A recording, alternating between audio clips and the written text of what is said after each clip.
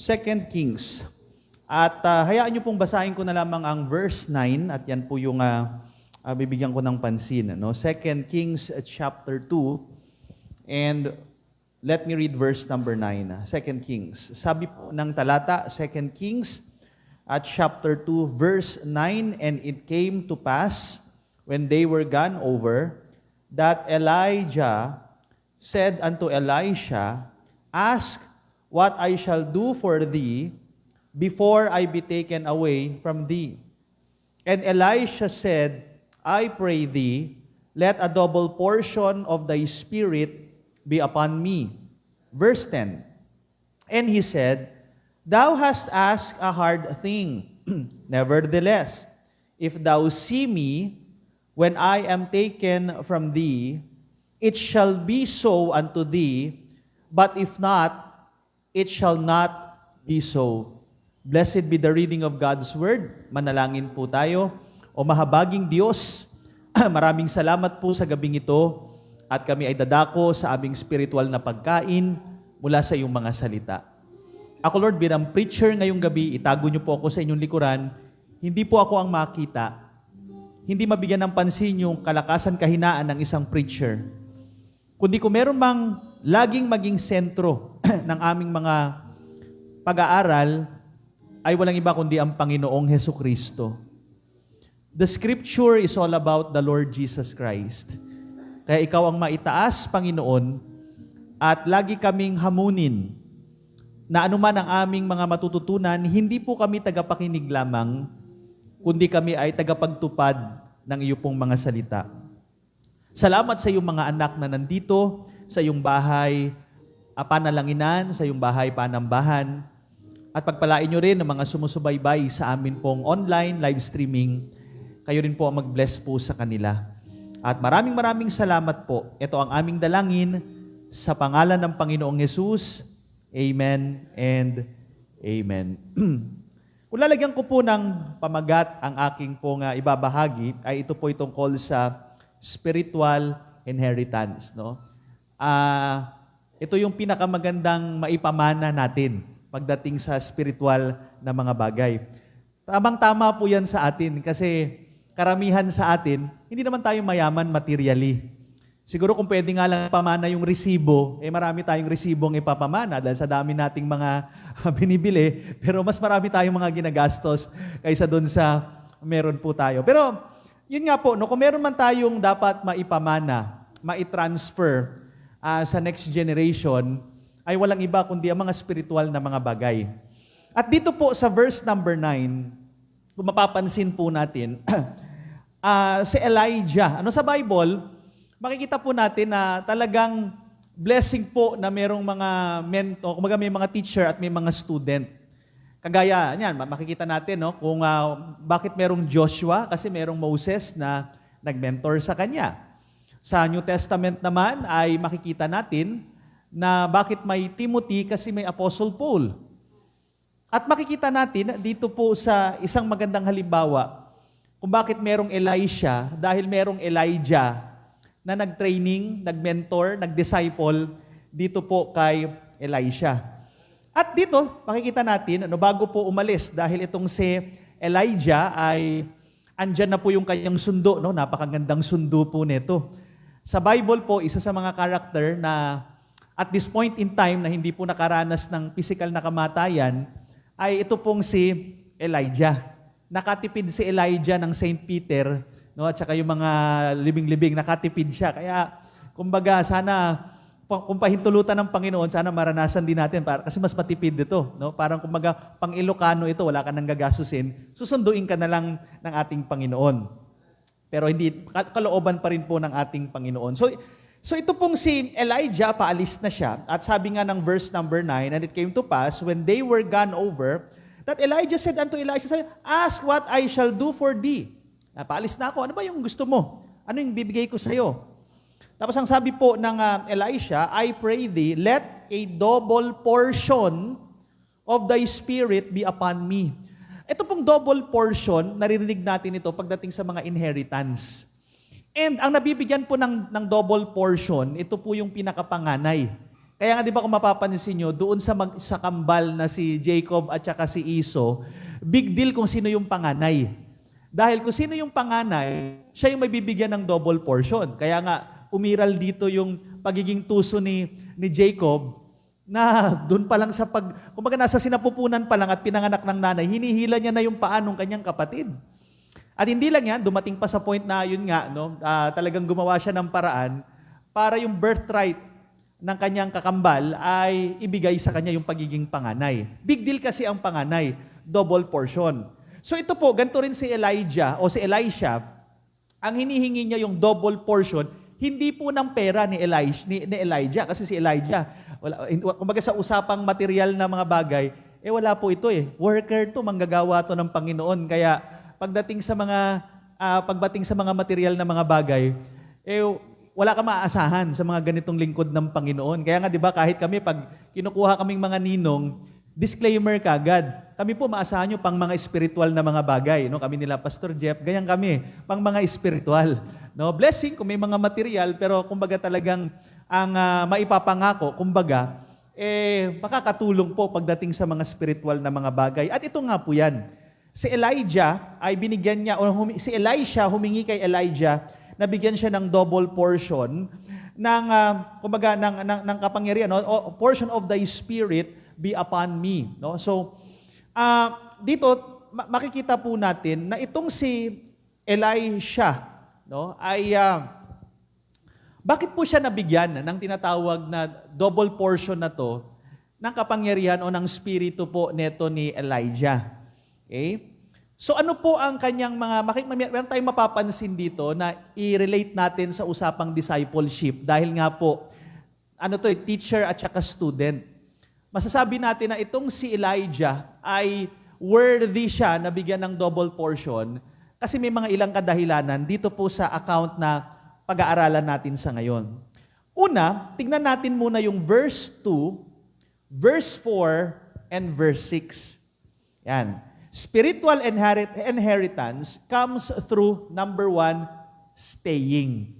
Nanatili itong si Elisha. Tignan natin. Verse number 2. Ayan. Sa verse number 2, and Elijah said unto Elisha, tarry here, dumito ka. I pray thee, for the Lord hath sent me to Bethel. Pero mapapansin niyo po yung susunod na statement. And Elisha said unto him, as the Lord liveth, and as thy soul liveth, I will not leave thee. Sabi niya sa kanyang teacher, sinasabihan na siyang teacher, dito ka na lang, manatili ka na rito. Ay sabi niya, teacher, hindi kita iiwan. Sasamahan kita. Yun ang sabi niya. Verse 4, ito na naman. And Elijah said unto him, Elisha, tarry here, I pray thee. For the Lord hath sent me to Jericho. Diba? Ibang lugar na naman ito. Jericho, kanina Bethel, Jericho. And he said, as the Lord liveth, and as thy soul liveth, I will not leave thee. So they came to Jericho. Next verse, verse number 6. And Elijah said unto him, tarry, I pray thee, here, for the Lord hath sent me to Jordan, another place. And he said, as the Lord liveth, and as thy soul liveth, I will not leave thee. And they too went on. Mga kaibigan at mga kapatid, nakita natin dito sa account na to, na itong si Elisha, bakit siya karapat-dapat na bigyan ng double portion? Karapat-dapat na yung legasiya na merong kay Elijah ay maipasa sa kanya. Because number 1, ito pong si Elisha ay nanatili. Hindi niya iniwan yung kanyang teacher, yung kanyang mentor, saan man ito nagpupunta.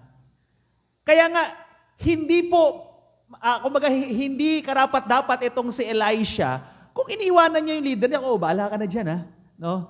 Dito lang ako, masaya na ako rito. Relax na ako rito. Magbabasa-basa lang ako dito. Sige, bahala ka na. Punta ka ng Jordan, punta ka ng Bethel. Hindi. Hindi niya iniwan ang kanyang leader. Hindi niya iniwan ang kanyang mentor. At magandang lesson ito sa atin na kung gusto natin mga kaibigan at mga kapatid, na tayo po ay doblihin pa yung responsibility, doblihin pa yung blessing, doblihin pa yung mga pagpapala in the future na ibibigay sa atin ng Panginoon. Sa ngayon po, manatili tayo doon po sa kalooban ng Panginoon para sa atin.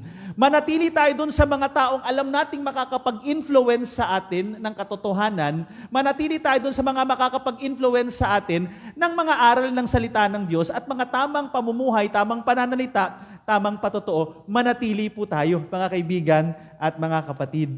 At alam niyo po, sa ministeryo, isa po sa mga nakakalungkot na bahagi at nakakasakit sa damdamin, yung may mang-iiwan sa'yo. Kaya nga, di ba, kahit itong si Apostol Pablo, may mga karanasan siya, na may mga nang-iwan sa kanya sa ministry. Kagaya sila Dimas, no, iniwan siya sa ministry. Kung kailan kinakailangan, kung kailan na, kumbaga, konti na nga yung mga lingkod ng Panginoon, tapos binabawasan pa, masakit po sa damdamin yun. Pero buti na lang, dahil, bagamat may mga nang-iwan kay Apostle Paul, pero may mga nanatili din naman na hindi siya iniwan, sinamahan siya hanggang dulo ng kanyang paglilingkod.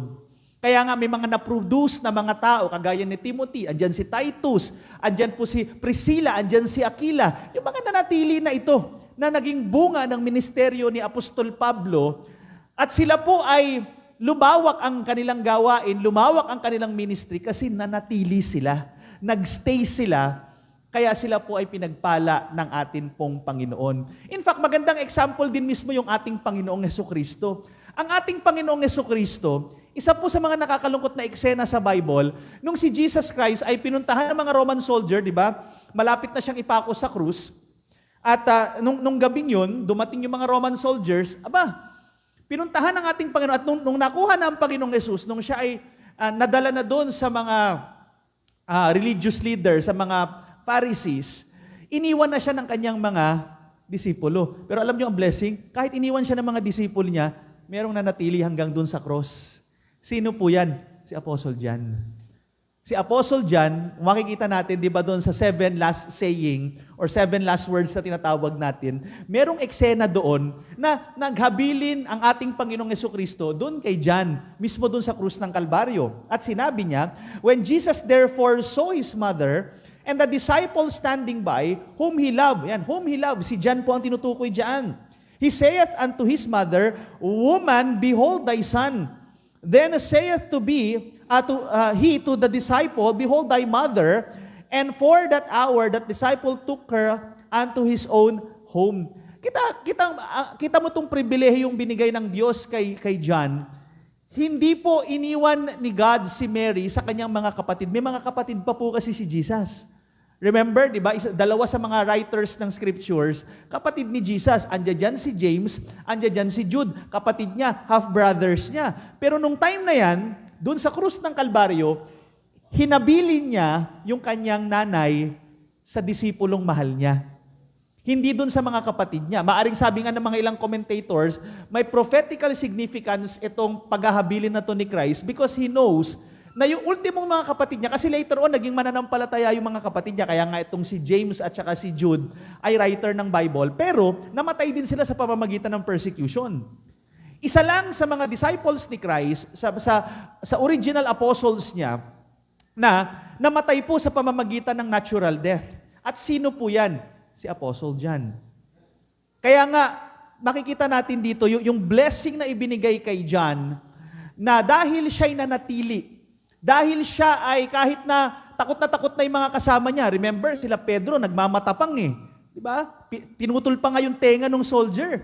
Nagmamatapang. Pero nung nadala na si Jesus, ayun, naging duwag na, pinagkanulo na nga si Jesus eh. Ay, hindi ko kilala yan.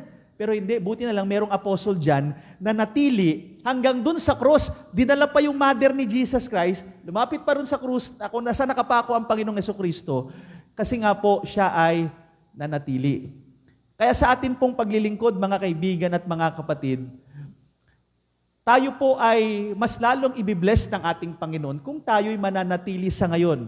Kung meron mang nagdi-disciple sa'yo, stay ka dyan sa taong yan. May matututunan ka dyan. May pagpapala kang makukuha dyan. Parang kagaya ni Elisha, na nanatili kay Elijah kahit anong mangyari, At later on, kita naman natin kung paano siya pinagpala ng Panginoon. Double portion pa ang ibinigay sa kanya. Next po, mga kapatid, spiritual inheritance comes through seeking. Paglapit, paghanap. At dito makikita natin sa verse 9 and verse number 10. And it came to pass, when they were gone over, that Elijah said unto Elisha, Ask what I shall do for thee before I be taken away from thee. And Elisha said, I pray thee. Ito naging request niya. Ito ang kanyang naging, kumbaga, pagsusumamo doon sa kanyang mentor.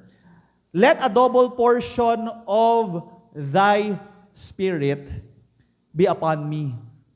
Tandaan po natin na kahit sa Old Testament pa lamang, ang kapangyarihan ng mga lingkod ng Panginoon, hindi yan sarili nilang kapangyarihan. Kung maalala nyo, di ba si Samson?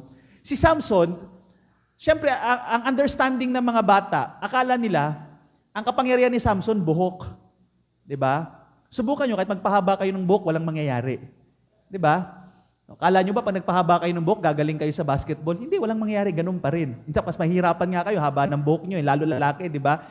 Ang gusto ng Panginoon sa atin, mamiksi ang buhok natin eh.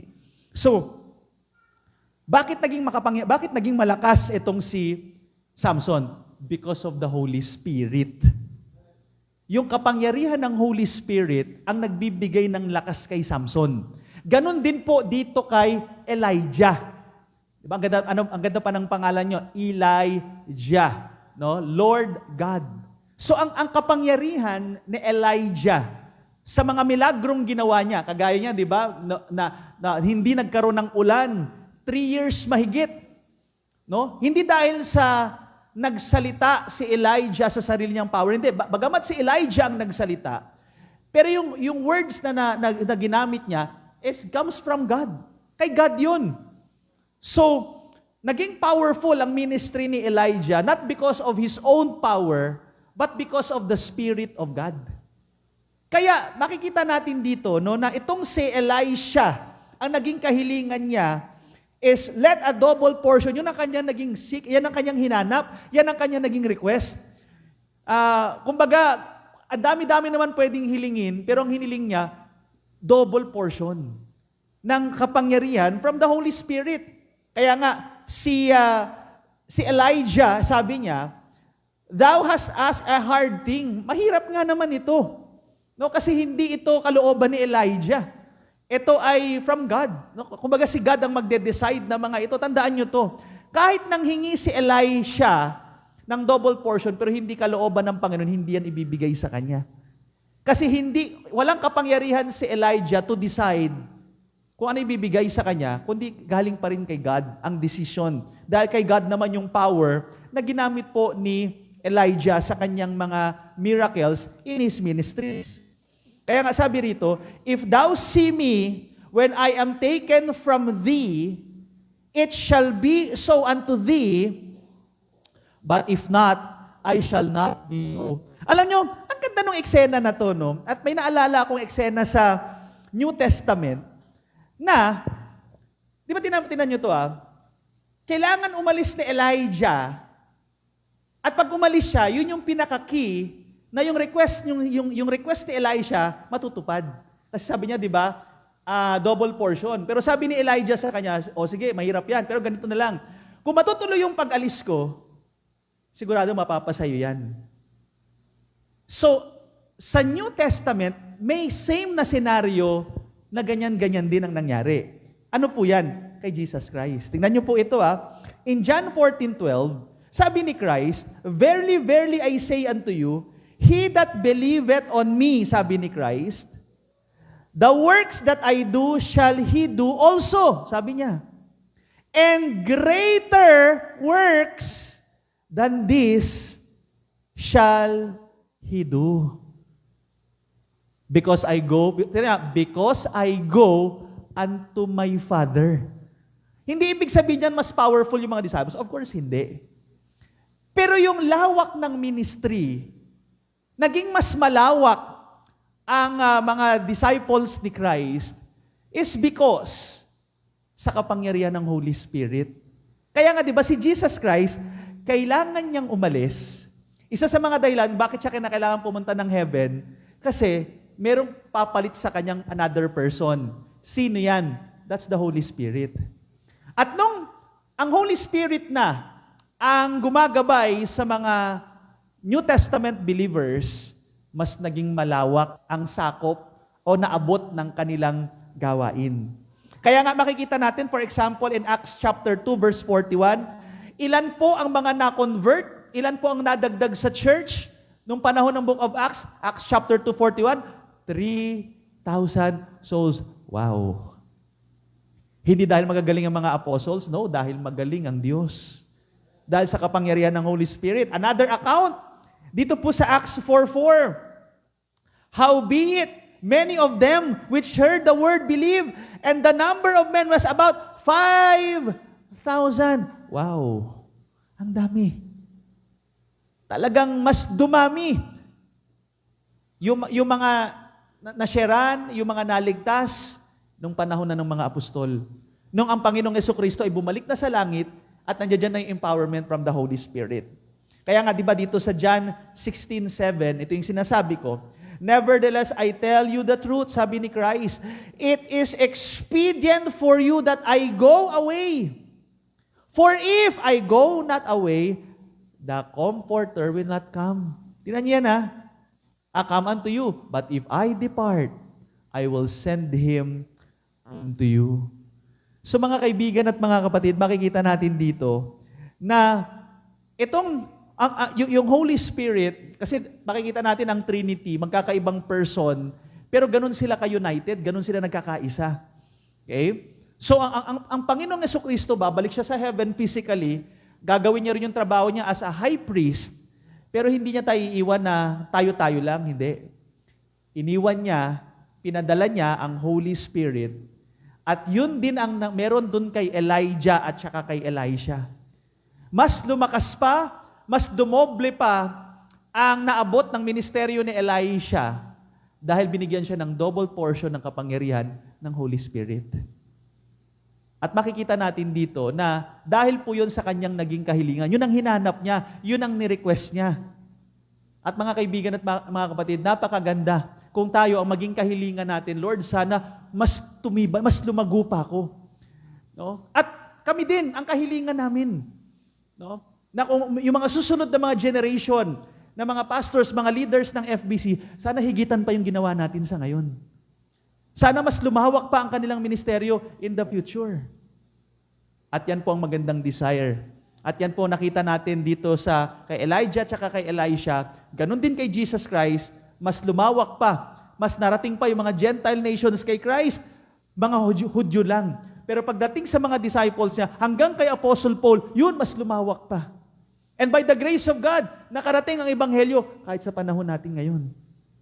Nakarating sa Pilipinas at nagsimula yan, doon lang po sa ministeryo ng mga apostol, sa ministeryo ni Apostol Pablo, kaya ang Ebanghelyo nagtuloy, marami mga persecutions na nangyari, pero nakarating sa panahon natin kasi hindi sila tumigil. Ganyan po pinagpala ng Panginoon. At panghuli po, mga kapatid, spiritual inheritance comes through stepping. Okay?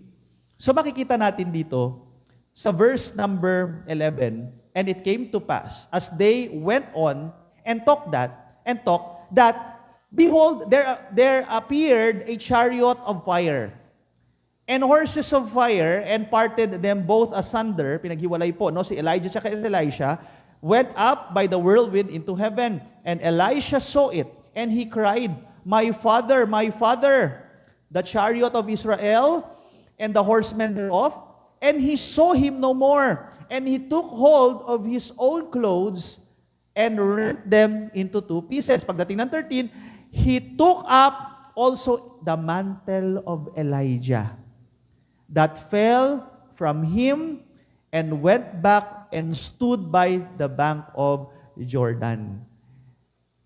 Ang mantle po dito, hindi yan anting-anting. No, baka isipin nyo, parang anting-anting siya na paghawak niya. Parang walang pinagkaiba to doon sa buhok ni Samson. Okay? Object lang siya. Pero ang tunay na power, it's not the mantle itself, kundi ang Holy Spirit pa rin. Okay? So dito makikita natin, and he took the mantle of Elijah that fell from him and smote the waters and said, "Where is the Lord God of Elijah?" And when he also had smitten the waters, then parted hither and thither, and Elisha went over his steps. Nahati po, parang kagaya nung kay Moses. Ang nangyari po dito, mga kaibigan at mga kapatid. So dito po, makikita natin, sige, pwede namang pasahan si Elisha. Pero hanggat hindi nagsistep si Elisha, hanggat hindi siya kumikilos, kahit may double portion siya ng power, baliwala, kasi wala siyang ginagawa. Tandaan niyo po, kahit yung mga apostles ni Christ, sabi po ng Bible, they receive power after that the Holy Ghost dumating sa kanila. Pero hanggat hindi sila nag-share, hanggat hindi sila nag-witness, hanggat hindi sila nagdi-disciple, of course, wala pong madadagdag ng mga disciples. Kaya kailangan mag-step, kailangan maglakad, kailangan nating mag-go, kailangan nating gawin yung ating trabaho. At hayaan nyo ang Diyos ang magbigay sa atin ng kapangyarihan ng lakas para itong paghigit pa o pagdami pa, paglawak pa ng ating teritoryo ay mangyari. Kasi kung hindi tayo kikilos, hindi tayo magbabahagi at hindi tayo magpa-participate sa discipleship na tinatawag, hanggang pangarap na lang po yan. Wala pong mangyayari sa atin. So kinakailangan may gagawin tayo. Kagaya ni Elijah, ito na, yung mantle. Lumakas siya, ginamit niya, tinesting niya, yun, talagang nakita niya yung power ng Diyos. At simula nung siya naglakad na, makikita na natin, nagsimula na yung journey niya sa mas malawak pa at mas doble pang ministry na naabot kaysa dun sa kanyang mentor na si Elijah. Tingnan natin itong next slide. Sa next slide, basically, meron pong naitala sa Bible na 8 na milagro si Elijah. 8 po yan. Hindi na natin isa-isahin for the sake of time. Pero alam nyo ba, pagdating kay Elisha, yung 8 na milagrong ito na doble.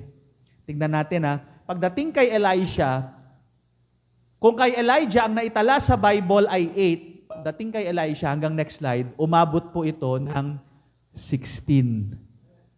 So talagang natupad nga yung double portion. Nagdoble ang naabot, ang narating ni Elisha. Pero ito, tandaan nyo po, nagsimula ito sa pag-step niya. Tinupad niya. Pinangatawanan niya, ginawa niya, at pinagpala siya ng ating Panginoon. Kaya alam niyo mga kaibigan at mga kapatid, pagdating sa issue ng leadership, alam niyo maraming magagaling na mga leader. Pero ito kasi ang challenge, paano mo maita-transfer yung husay na yon, di ba? Na si Jesus Christ nga, siya na ang pinakamagaling sa lahat, pero si Jesus Christ, alam niya ang value ng discipleship. Kasi alam ni Jesus Christ, isang araw babalik siya sa heaven. So kahit wala na siya, magtutuloy-tuloy ang ministry kasi nga may mga trinain siya. Kaya nga, sabi rito, great leadership is measured not just by what you accomplish, but by who you prepare to take your place. Elijah's success wasn't just the fire on Carmel, it was the fact that he left behind an Elisha who was ready to carry the torch even further. Kaya mawala man tayo sa mundong ito, graduate man tayo rito, mahalaga may magtutuloy sa atin. May magtutuloy-tuloy hanggang sa pagbabalik ng ating Panginoon. At magagawa lamang po natin yan, evangelism at saka discipleship. Let's pray. Our Father in heaven, thank you for this evening. Thank you for reminding us sa Old Testament story or account kay Elijah and Elisha. Salamat, merong isang disipulo na kagaya ni Elisha, na siya po, Lord, hindi niya iniwan ang kanyang teacher, saan mang magnapunta. At sa bawat pagsama niya, sigurado may natutunan siya dito. At salamat, Lord, dahil ito pong si Elisha ay siya'y humiling, Panginoon, ng hindi pang lupa, hindi pang makamundong naisin, kundi hinanap niya, hiniling niya ang makalangit na kapangyarihan, ang spiritual na kapangyarihan na mula sa Diyos, at lumakad siya. Pinagpatuloy niya ang legasiya na sinimulan po ni Elijah. Maraming salamat, Lord, sa paalala niyong mga salita. Ang challenge ngayon sa amin, paano namin to i-apply, paano namin to gagawin, nawa po sa buhay namin, huwag kami manatili na hanggang sa amin lang ang katotohanang natanggap namin. Maipasa namin to sa iba.